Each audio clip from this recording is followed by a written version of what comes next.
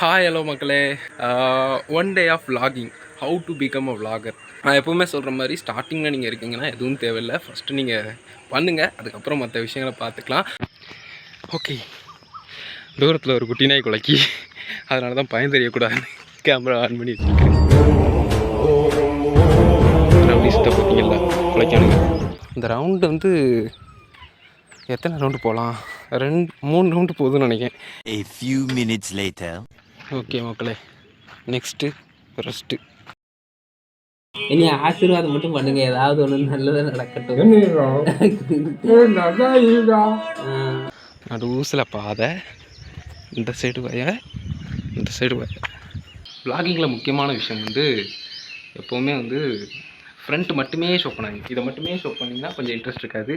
இதுவும் இருந்ததுன்னா பக்காவாக இருக்கும், உங்களுக்கும் ஒரு மெமரியாக இருக்கும், அவ்வளோதான். ஸோ எப்படி இருக்கேன் டிப்? ஃபஸ்ட்டு வந்து don't fear of anything and don't care about anything. அந்த மாதிரி ஒவ்வொருத்தங்களையும் நோட் பண்ணிகிட்டு இருந்தால் நம்ம ஒன்றுமே பண்ண முடியாது. So don't care about anything and don't fear about any thing or any one. என்கிட்ட அது இல்லை இது இல்லை அப்படின்னு சொல்லிட்டு கேமரா இருந்தால் தான் வீடியோ எடுக்க முடியும். அது போக குவாலிட்டி இல்லை என் வீடியோவில். இப்போவே மணி 6:30 ஆயிட்டு. மறுபடியும் ஆனால் மாற்ற வேண்டியதாக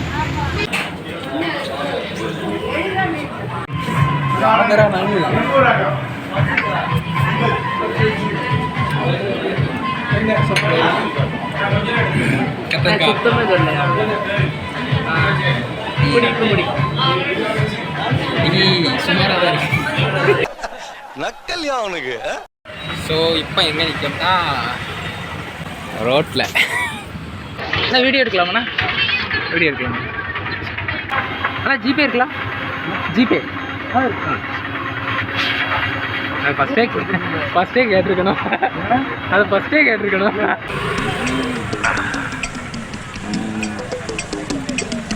ஆங்கிள் கரெக்டாக இருக்கான்னு பார்த்தீங்களா?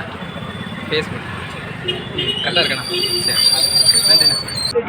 ரேட்லாம் தெரியும், ஆல்ரெடி வந்திருக்கேன். அப்படியா? கருங்குளத்தில் சேனல் வச்சுருக்கேண்ணா.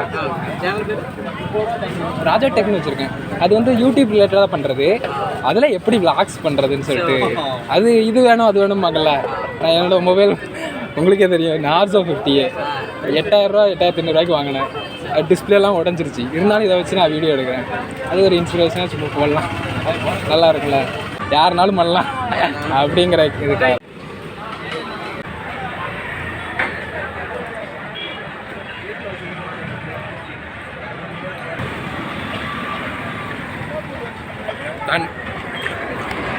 முடிஞ்சு போச்சு மக்களை. இங்கே வந்தீங்கன்னா ட்ரை பண்ணுங்கள், ஆனால் ஒயாமல் ட்ரை பண்ணுறதெல்லாம் தவிர்த்துக்கோங்க. ஒரு சில விஷயங்கள் சொல்ல வேண்டியிருக்கு, மறந்துட்டேன், நோட் பண்ணி வச்சுருக்கேன், அதையும் சொல்கிறேன். vloggerக்கான டிப்ஸே சொல்லலை, என்னடா நீ vlog பண்ணுற, ஹவு டு டூ vlogging வேறு என்ன அப்படிங்கிற மாதிரி இருக்கும்.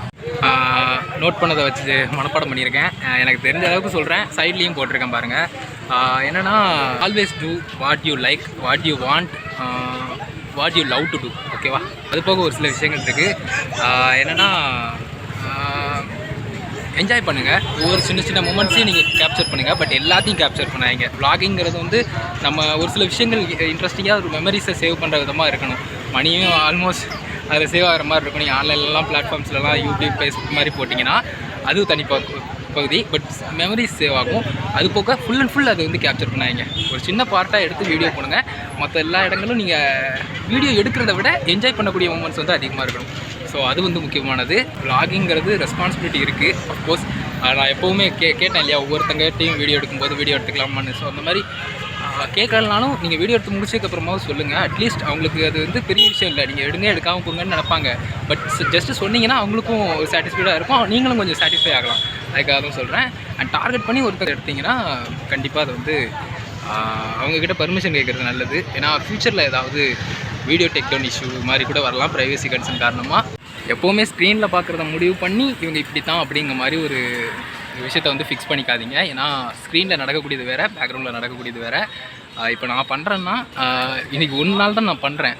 பட் இதுலேயே ஒரு பிம்பம் வந்து க்ரியேட் ஆகிருக்கும், இப்படி அப்படிங்கிற மாதிரி ஒரு கேரக்டர்ஸ் வந்து. ஸோ அந்த மாதிரிலாம் இல்லை, ஆன்லைன் டிஃப்ரெண்ட். ஸோ அதில் டிஃப்ரெண்ட்டாக இருக்கலாம். ஸோ மேக்ஸிமம் அதை பார்த்துக்கோங்க. அண்ட் இந்த ஒரு நாள் மாதிரி தான் எனக்கு எல்லா நாளும் இருக்குமான்னு கேட்டிங்கன்னா டெஃபினட்டாக கிடையாது. நான்லாம் கிரவுண்ட் போய் பல வருஷம் ஆச்சுங்க. அது போக இந்த பக்கம்லாம் வந்து வேலைக்கு போகிறப்ப பண்ணது ஒரு 2 மாதம் 3 மாதத்துக்கு முன்னாடி வந்திருக்கேன். ஸோ அவ்வளோ நாள் ஆயிடுச்சு. டெய்லி போகிற மாதிரி இல்லை, வீக்லி போகிற மாதிரிலாம் கிடையாது. அவ்வளோதான், எல்லாத்தையும் முடிச்சிட்டேன். விலாகிக்கும் முடிச்சுது. மணி 9:43 ஆகுது. ஃப்ரண்ட் கேமராவில் இந்த இடத்த விட்டு போகிற மாதிரி அடியே எடுத்துகிட்டு மெல்ல விடை கூட அப்படிலாம் கிடையாது, மறுபடியும் வருவேன் குயிக்கா. ஸோ அதனால் இது கூட தெளிவாக இருக்குது. இப்படியே வந்து எடுத்தேன்ல.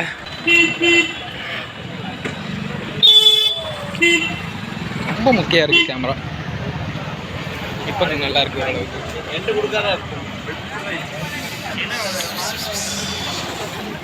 கூட்டம் இன்னும் இருக்குங்க.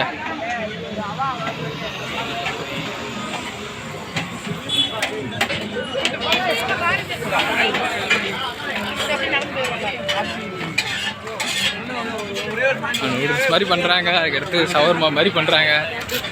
டெஃபினட்டாக அதெல்லாம் நான் தின்னு பார்க்க போகிறதில்ல. காளான்னு ஒரு நாளில் இங்கே வந்து காளான் மட்டுமே தான் தின்னுருக்கேன். அதுக்கு அடுத்து தான் இந்த காக்கா முட்டை இல்லை, காக்கா முட்டைன்னு வாயில் வருது. அது வந்து காடை முட்டை, அது சாப்பிட்டேன். ஐயோ முக்கியாயிடுச்சு.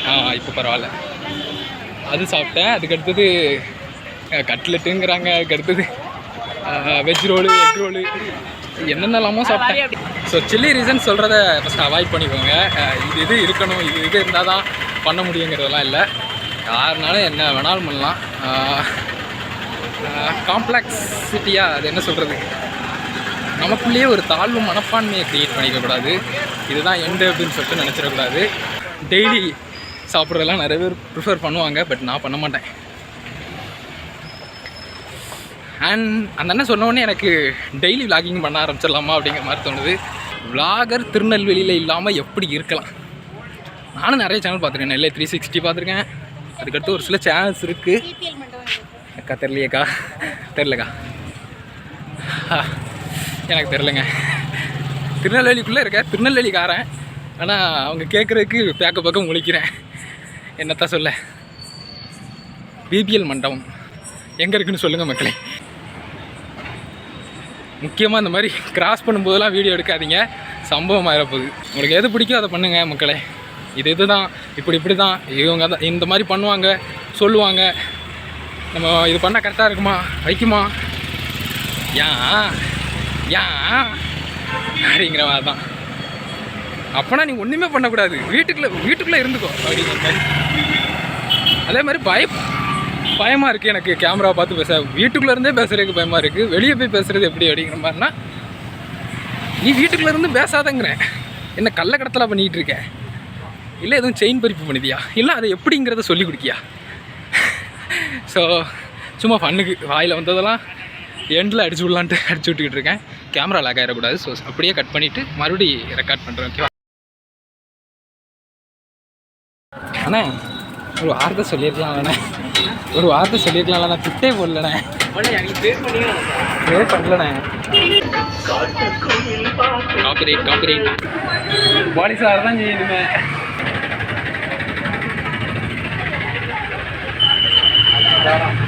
ஸோ எங்கே இருக்கேன்? கருங்குளத்தில் தான் மக்களே. இது முக்கியமானது. அது என்னென்னா, உங்களுக்கு இந்த மாதிரி ஃபேஸ் கேமில் வந்து எடுக்க முடியல, ஒரு மாதிரி இருக்குது, இந்த மாதிரி நாயெலாம் குலைக்கும் அப்படின்னு சொன்னால் சைலண்டாக எடுங்க. வீடியோ மட்டும் பேக்ரவுண்டில் எதுவும் வாய்ஸ் கொடுக்காம எடுத்துட்டு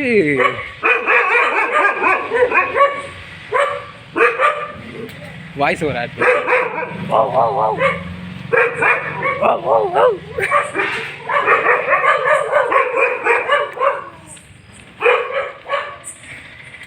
விடவே கூடாது. இந்த தடவை வரேன்.